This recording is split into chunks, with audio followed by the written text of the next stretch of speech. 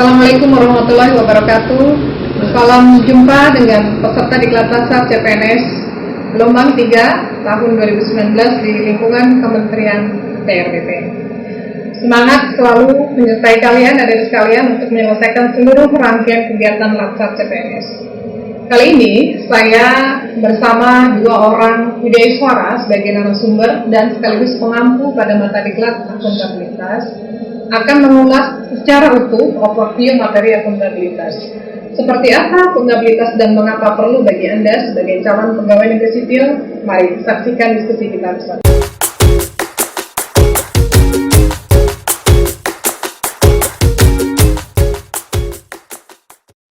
Baiklah peserta Latsar CPNS, untuk mengawali diskusi kita terkait overview materi akuntabilitas telah hadir di sini dua orang narasumber sebagai wideiswara di Kementerian PRBP. Yang pertama, beliau adalah Bapak Agus Jatmiko selaku wideiswara dan sekaligus pengampu mata Diklat Akuntabilitas. Nanti akan ketemu dengan adik sekalian di kelas ya. Kemudian di sebelah kiri saya ada Ibu Suwarni, beliau wideiswara sekaligus pengampu juga pada mata Diklat Akuntabilitas, dan insya Allah akan berjumpa mengulas lebih dalam terkait materi akuntabilitas dengan adik sekalian. Yang pertama saya akan bergeser kepada Pak Agus Jatmiko. Pak Agus, menurut Bapak nih, kira-kira apa sih yang disebut dengan konsep akuntabilitas secara umum? Silakan. Baik, konsep akuntabilitas, akuntabilitas sering kita dengar kata-katanya, tetapi tidak mudah untuk dilaksanakan atau dipahami. Ketika seorang mendengar akuntabilitas, yang terlintas hanya sesuatu yang sangat penting, tetapi tidak mengetahui bagaimana cara mencapainya. Dalam banyak hal, akuntabilitas sering disamakan dengan responsibilitas atau tanggung jawab. Namun pada dasarnya, kedua konsep tersebut memiliki arti yang berbeda. Responsibilitas merupakan kewajiban untuk bertanggung jawab, sedangkan akuntabilitas adalah kewajiban mempertanggungjawabkan yang harus dicapai. Kemudian merujuk dari kalimat tadi, akuntabilitas adalah merupakan kewajiban setiap individu atau kelompok atau institusi untuk memenuhi tanggung jawab yang menjadi amanatnya. Seorang PNS adalah menjamin terwujudnya pelayanan publik, antara lain dengan menerapkan akuntabilitas. Saya kembalikan. Terima kasih Pak Agus Jatmiko. Sudah kita punya pengantar terkait dengan konsep akuntabilitas. Sekarang kita akan bergeser. Kalau menurut Bu Wani sendiri, apa sih sebenarnya konsep akuntabilitas secara umum? Ya, secara umum sebagaimana disampaikan oleh Pak Agus tadi, itu ada kewajiban individu, seseorang, institusi, organisasi, sehingga akuntabilitas ini ada di setiap level. Kalau dilihat dari penjelasan tadi ya Pak ya, jadi secara individu pun gitu, kita sebagai ASN juga punya pertanggungjawaban tadi diidentifikasikan sebagai sebuah pertanggungjawaban, tapi ini ada hal yang harus dicapai, sehingga ketika kita bicara akuntabilitas secara umum, ini ada di individu, ada sendiri, ada di level satker, ada sendiri, di organisasi ada sendiri, terhadap apa yang akan dicapai. Baik, kalau terkait dengan konsep dasar akuntabilitas tadi gitu ya, sebetulnya mengapa sih peserta Diklat Dasar itu perlu gitu ya Pak ya, ditekankan gitu sebagai calon birokrat muda kita itu tahu tentang akuntabilitas. Siapa menurut Pak sekali? Gini Bu, akuntabilitas kenapa diperlukan atau dipentingkan dalam pembelajaran CPNS yang nantinya akan menjadi PNS? Karena seorang PNS sebagai pelayan publik itu dalam melayani harus dapat mempertanggungjawabkan apa yang dilayani dan dapat mempertanggungjawabkan segala sesuatu apa yang diberikan tugas kepada PNS, termasuk juga pertanggungjawaban keuangan maupun pertanggungjawaban pekerjaannya. Sehingga PNS yang dapat mempertanggungjawabkan akuntabilitas salah satunya adalah melalui pembuatan sasaran kerja pegawai. Ya.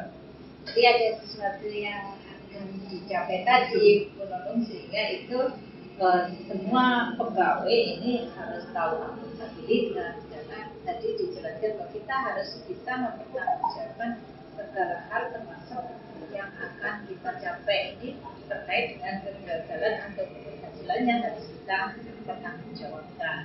Artinya sebagai calon birokrat gitu ya, karena kita punya 3 fungsi secara umum ya, pelaksana kebijakan publik, memberi pelayanan publik, dan yang ketiga adalah perkat dan pemersatu bangsa. Lazimnya ketika seorang pelayan publik itu hadir di tengah-tengah masyarakat, jadi diharapkan dia bisa menghadirkan pelayanan publik yang lebih akuntabel gitu ya, menghindari yang namanya kebocoran informasi publik, transparan terhadap informasi pelayanan publik, dan yang nggak kalah penting adalah menghindari konflik kepentingan gitu ya. Nampaknya juga Pak Agus dan Bu Suwarni, mengapa adik-adik kita sebagai calon pegawai negeri sipil yang baru ya perlu dipersiapkan dia sebagai pelayan publik gitu kan, mampu menghadirkan pelayanan yang akuntabel, mampu menghadirkan memberikan akses informasi yang seluas-luasnya kepada masyarakat terkait informasi publik gitu.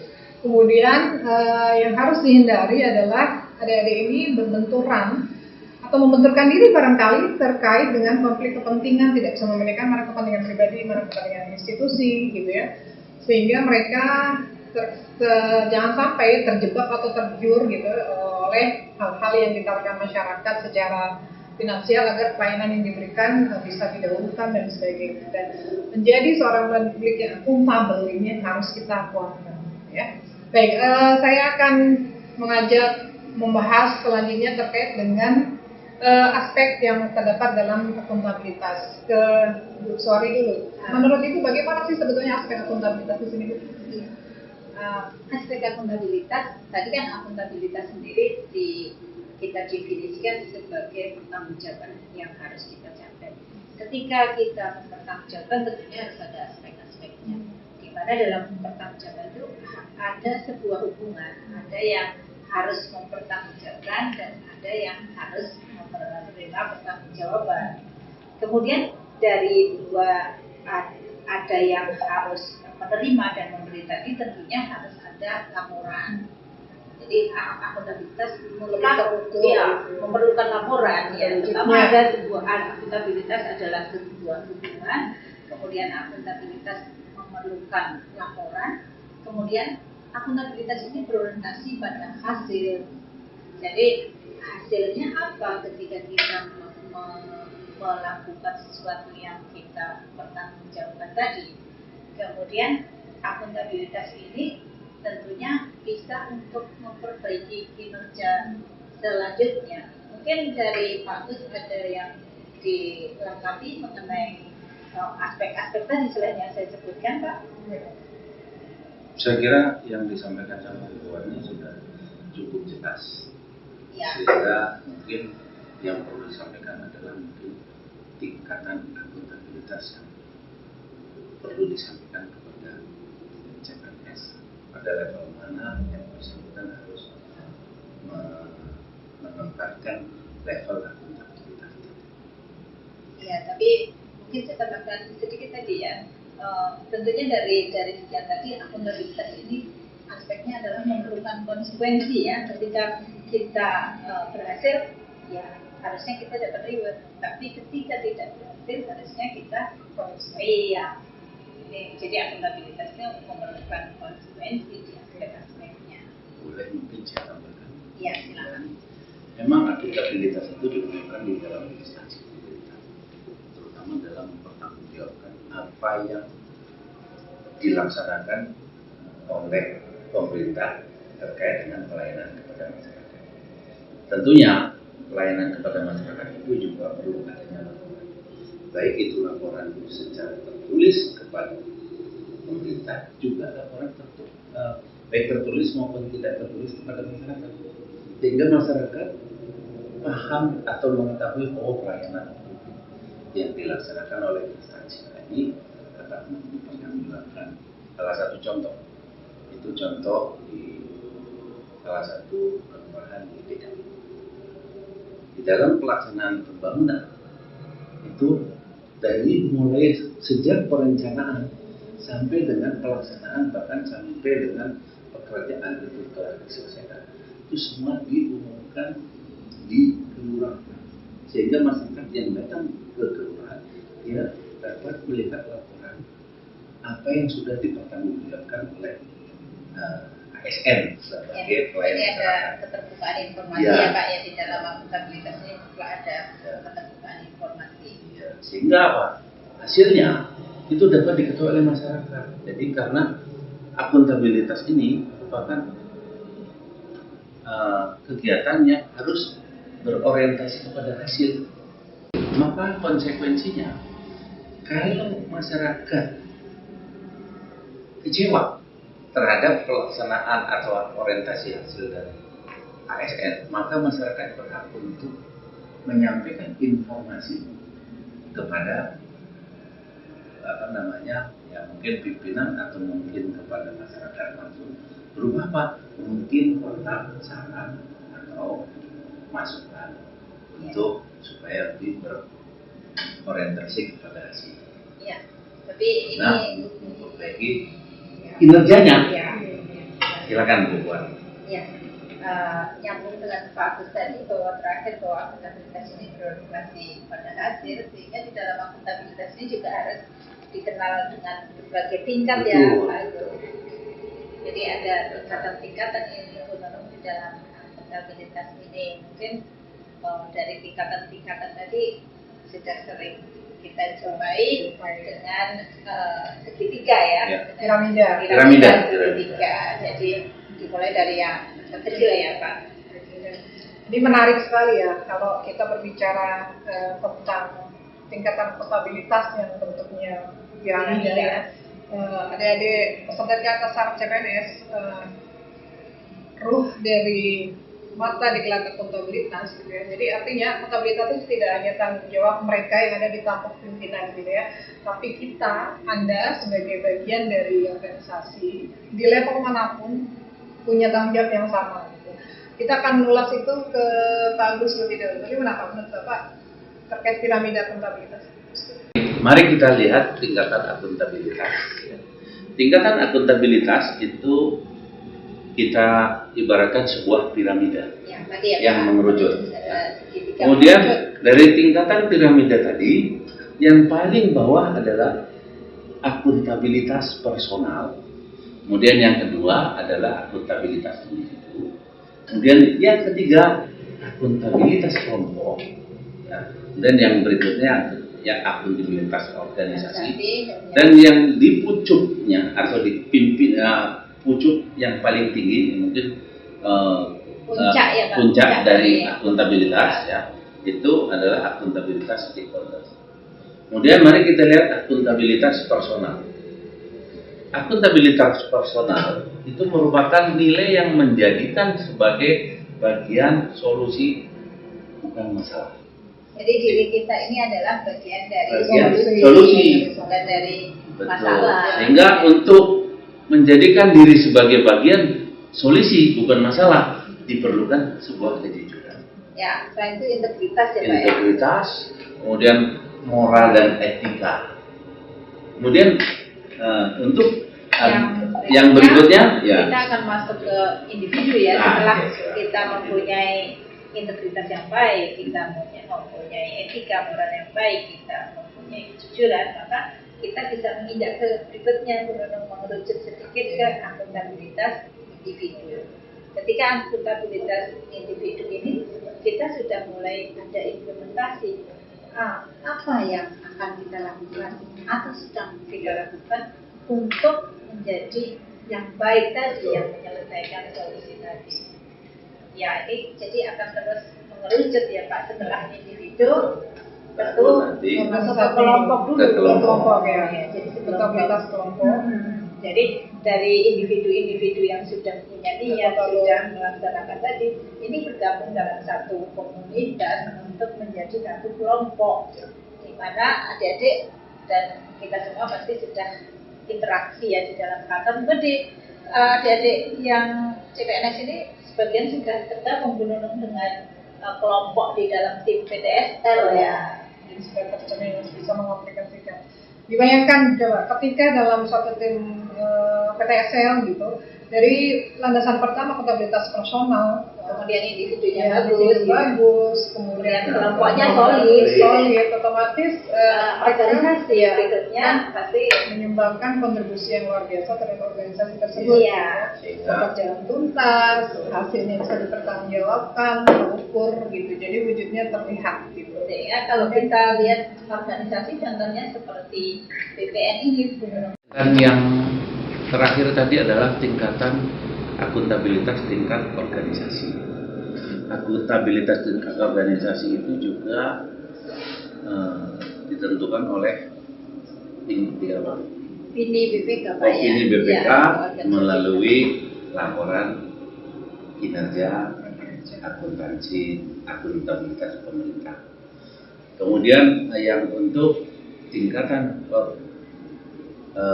stakeholder mungkin bisa atau kalau secara visualisasi memang kita lihat tingkatan akuntabilitas dari yang paling dasar sampai yang tertinggi yaitu akuntabilitas stakeholder ya. Dia juga piramidanya tuh lepas juga, bukan merupakan satu kesatuan yang utuh. Mengapa demikian?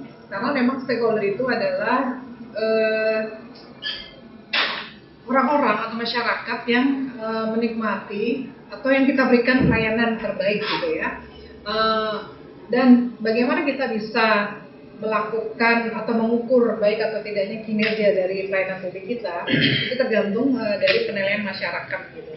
Kita akan berangkat dari merubah bentuk pelayanan kita menjadi lebih baik berdasarkan indeks kepuasan masyarakat gitu. Pada aspek mana sih sebetulnya kita kurang berakuntabel gitu, atau ada yang kita perlu perbaiki, ya itulah masyarakat yang akan memberikan penilaian. Jadi antara kita dan akhirnya ini stakeholder bahwa akuntabilitas stakeholder ini akan dinilai oleh masyarakat. Apakah pemerintah ini memberikan pelayanan yang adil, responsif dan bermartabat untuk masyarakat. Jadi ketika masyarakat sudah diperlakukan dengan adil, diperlakukan dengan responsif dan bermartabat, tentunya akuntabilitas stakeholder ini akan bisa diwujudkan oleh pemerintah. Ya. Mungkin bisa saya tambahkan. Jadi akuntabilitas stakeholder juga berpengaruh terkait dengan ribetnya ASN sebagai pelayan. Kalau indeks kepuasan masyarakat meningkat, otomatis tunjangan kinerja atau tunjangan kinerja daerah akan meningkat segaris atau signifikan antara indeks kepuasan masyarakat dengan apa yang diberikan kepada ASN sebagai ya ini kan jadi terkait dengan tadi aspek, salah satu aspeknya bahwa akuntabilitas ini memerlukan konsekuensi. Ketika ternyata kita berhasil, tentunya kita harus mendapatkan penghargaan. Begitu juga sebaliknya Pak, ketika ternyata kita tidak mampu mempertanggungjawabkan apa yang akan kita capai, ada punishment yang harus diterima. Nah itu sudah diatur di dalam birokrasi ya, di dalam akuntabilitas birokrasi. Jadi kita juga terkait dengan disiplin ketidaktercapaian SKP kita, ini juga menyebabkan kita bisa kena punishment. Kemudian kaitannya dengan mekanisme akuntabilitas, mungkin terkait dengan mekanisme akuntabilitas, Bu Fani bisa menjelaskan. Iya, di dalam akuntabilitas birokrasi ini tentunya sudah diatur secara struktur ya Pak, karena kita di dalam akuntabilitas tertingginya ada di setiap level tadi, kemudian tertingginya ada di birokrasi, berarti akuntabilitas di pemerintahan ini. Semuanya sudah secara terstruktur, dimulai dari RPJP, kemudian RPJP dibuat tahapannya ke dalam RPJM, kemudian kontrak iya, RPJM itu sendiri dibuat dalam RKP, Rencana Kerja Pemerintah, yang ini dilakukan oleh kementerian-kementerian ya. yang akhirnya sampai kepada kita untuk membuat suatu kontrak kerja dalam bentuk SKP gitu ya. Ya kalau untuk pegawai baik dari tingkat bawah sampai atas ada SKP. Tapi kalau tingkatan eselon 1 itu kelihatannya juga dalam bentuk fakta integritas. Iya. Nah, itu juga termasuk untuk pejabat kita harus buat fakta integritas. Salah satunya ketika seorang pejabat dilantik, setelah itu kan membuat fakta integritas. Jadi sebagai komitmen ya, sebagai komitmen. Iya, jadi dalam implementasinya sudah terstruktur. Kemudian bagaimana mengikat kita untuk bisa akuntabilitas, itu dibuatlah satu fakta integritas. Sudah terstruktur, hanya pelaksanaannya ini yang masih mungkin belum barengan gitu Pak. Ini yang terakhir mungkin laporan kita. Iya. Kalau dalam bentuk aktif, kalau organisasi, kalau kita dalam bentuk penilaian kinerja. Jadi kalau lakip tadi Pak, kalau pegawai semua ASN kan harus membuat laporan kinerja yang dinilai untuk 1 tahun satu periode. Kemudian untuk satker juga harus buat akuntabilitasnya dalam bentuk lakip atau laporan akuntabilitas kinerja instansi pemerintah. Nah ini lakipnya juga ada levelnya Pak, di Kata membuat, Kanwil membuat, kemudian di pusat membuat, pemerintah pun membuat, yang masing-masing kan tadi sebuah hubungan, jadi kita bertanggung jawab. Nah, bagaimana ini kan juga akuntabilitas juga harus juga bisa terbiasa di organisasi, sehingga ada semacam bagaimana membuat organisasi akuntabel. Mungkin salah satunya seorang pemimpin harus memberikan contoh kepada bawahannya, memberikan contoh berupa integritas antara lain dengan komitmen. Jadi dengan memberikan contoh dan komitmen kepada atas bawahnya, sehingga yang bawahnya pun akan jadi itu nanti di mana mewujudkan akuntabilitas tadi di dalam suatu komunitas, tentu ada lingkungan yang akuntabel ya, terus di dalam lingkungan akuntabel ini ada banyak faktor gitu ya, salah satunya adalah kepemimpinan. Kepemimpinan ini selain menjadi teladan juga harus mampu menggerakkan ya. Kemudian ada integritas, harus ada keadilan, harus ada keseimbangan, harus ada kejelasan. Apalagi itu banyak faktor lain untuk menciptakan lingkungan kerja yang akuntabel. Saya rasa suatu yang memoderasi. Tentunya apa yang kita bahas tadi ya terkait overview bagaimana sih apa sih akuntabilitas dan perlu disampaikan kepada peserta di pelatihan CPNS sebagai pendatang baru di dunia birokrasi. Ini sebagai pengantar adik-adik sekalian untuk selanjutnya nanti adik-adik sekalian bisa lebih dalam lagi mengetahui hal-hal terkait akuntabilitas. Nanti akan bertemu di kelas bersama Bu Suwarni, bertatap muka, bertemu dengan Pak Ibu Miko dan dengan saya. Nanti sama-sama adik-adik sekalian bisa lebih dalam menggali mengenai akuntabilitas. Sekaligus memberikan contoh-contoh implementasi.